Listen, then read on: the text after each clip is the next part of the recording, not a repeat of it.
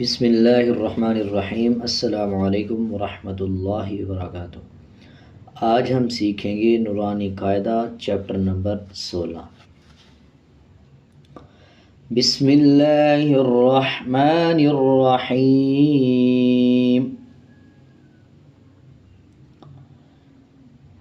ضاد لام الف مد زبر ضال، ضاد لام الف مد زبر ضال، لام الف دو زبر لن، ضالن، وقف ضالا۔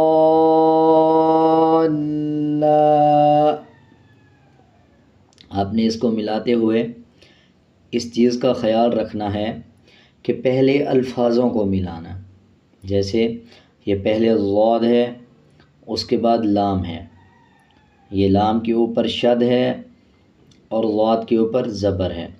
شد کا مطلب ہے کہ پچھلے حروف کے ساتھ ملائیں، تو شد سے جو پچھلا حروف ہے یہ الف ہے، اس کے اوپر مد ہے، اس سے پچھلا ضاد ہے۔ پہلے ضاد اور لام پڑھیں گے، اس کے بعد الف پڑھیں گے، اس کے بعد مد پڑھیں گے، اور اس کے بعد زبر پڑھیں گے۔ ضاد کے اوپر جو زبر ہے اس کو بعد میں پڑھنا ہے۔ سب سے آخر میں جو حرکات ہوتی ہیں اوپر، زبر ہوں، زیر ہوں یا پیش ہو، ان کو پڑھا جاتا ہے، اور مد کو پہلے پڑھا جاتا ہے۔ ایک بار دوبارہ بتاتا ہوں، نوٹ کر لیں۔ سب سے پہلے الفاظوں کو پڑھنا ہے جو الفاظ ملانے ہوتے ہیں۔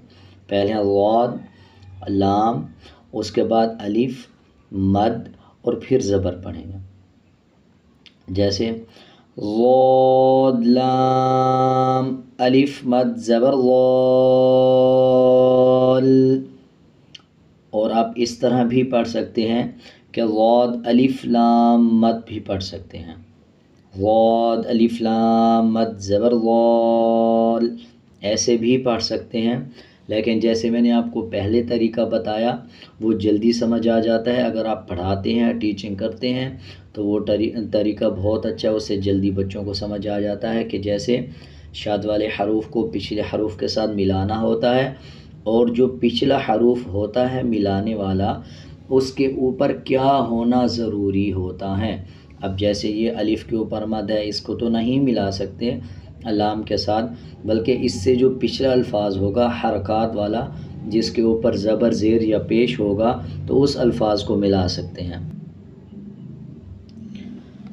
اسی طرح اب ضاد پہ زبر ہے اور لام پہ شد ہے، تو پہلے الفاظوں کو پڑھیں گے، ملانے والے الفاظ کو، اس کے بعد آگے ضاد لام الف مد زبر ضال، لام الف دو زبر لن، ضالن، وقف ضالا۔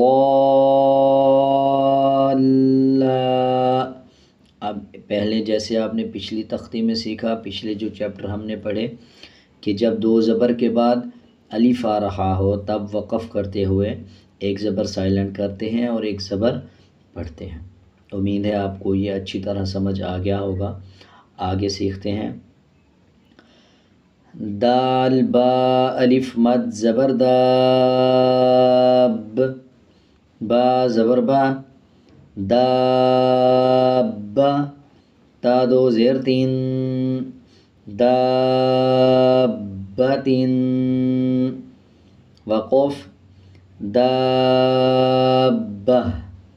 گول تا، جب گول تا پہ وقف کرتے ہیں، اس شیپ کا یہ آپ کو اسکرین میں صحیح نظر آ رہا ہوگا، جب اس طرح کا تا آ جائے آخر میں اور اس پہ وقف کرتے ہیں تو وقف کرتے ہوئے اس کو ہا میں کنورٹ کر دیتے ہیں، جیسے دابتن، وقف دابہ۔ آگے پڑھتے ہیں۔ حاجیم الف مد زبر حاج، حاجیم الف مد زبر حاج، جیم زبر جا، حاجا، حاجہ، کاف زبر کا، حاجہ کا، وقف حاجک، حاجیم الف مد زبر حاج، جیم واو پیش جو، حاجو، کاف زبر کا، حاجو کا۔ یہ واو کے اوپر جزم ہے، جزم کا مطلب ہے کہ پچھلے حروف کے ساتھ ملا کے پڑھنا، اور جب واو کے اوپر جزم آ رہا ہو اس سے پہلے والے حروف کے اوپر پیش آ جائے تب ملاتے ہوئے 1 سیکنڈ لمبا کر کے پڑھیں گے، جیسے جیم واو پیش جو۔ امید ہے آپ کو سمجھ آ گیا ہوگا۔ اگلا الفاظ سیکھتے ہیں۔ لام زبر لا، ضاد لام الف مد زبر ضال، لضال، لام واو پیش لو، لضالو،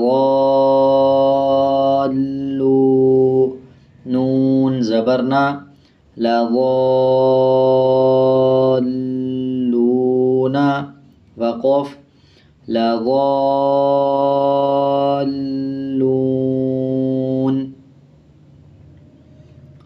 آگے پڑھتے ہیں۔ واو زبر وا، لام ضاد زبر لز، ولز، ضاد لام الف مد زبر ضال۔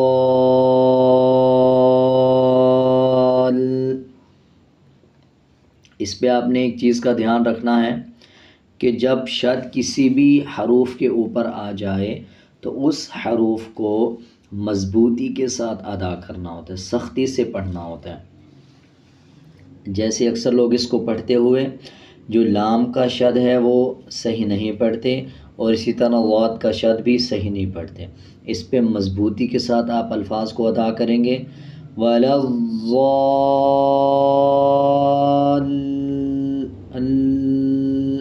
زبان کی نوک اوپر والے دانتوں کی جڑوں کی تھوڑا سا پیچھے کر کے چپکائیں گے، تب لام کا شد ادا ہوگا۔ آگے لام یا زیر لی، ولضالی،